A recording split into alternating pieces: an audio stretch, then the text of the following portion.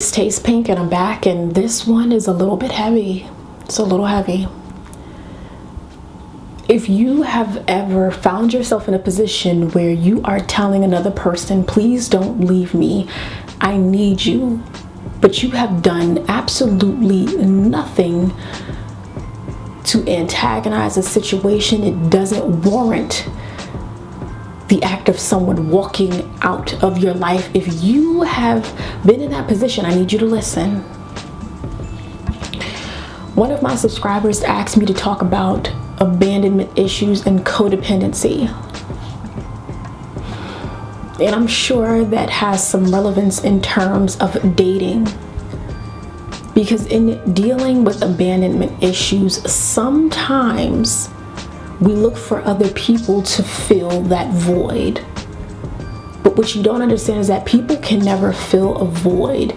It may appear like it. You may have conditioned yourself to believe that someone and their presence can fill a void. But the issue with that is that this will manifest itself in your life in other ways, and you may not recognize it initially.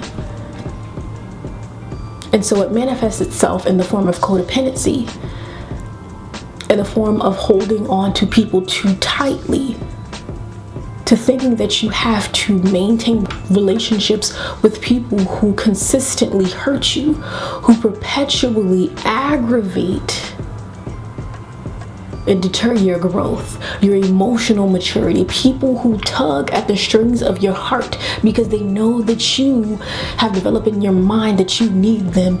Be careful. Do you understand that some people prey on the weak, the emotionally scarred, the wounded? Be careful who you love, and be careful who you tell your secrets to, who you share your pain with. Not everyone has your best interest at heart. Abandonment issues are to be dealt with. Don't sex it away.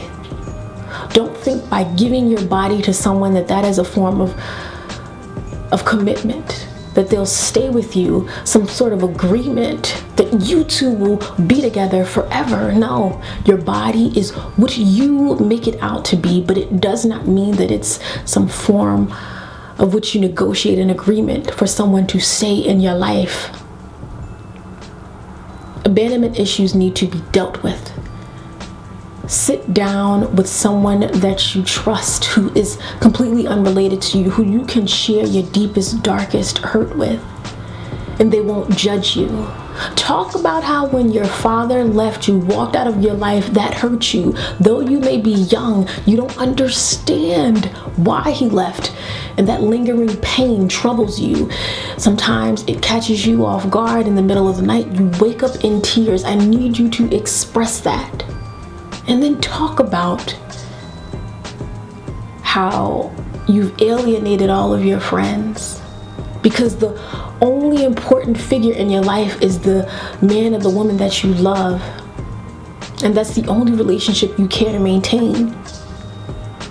Express that you're holding on too tight.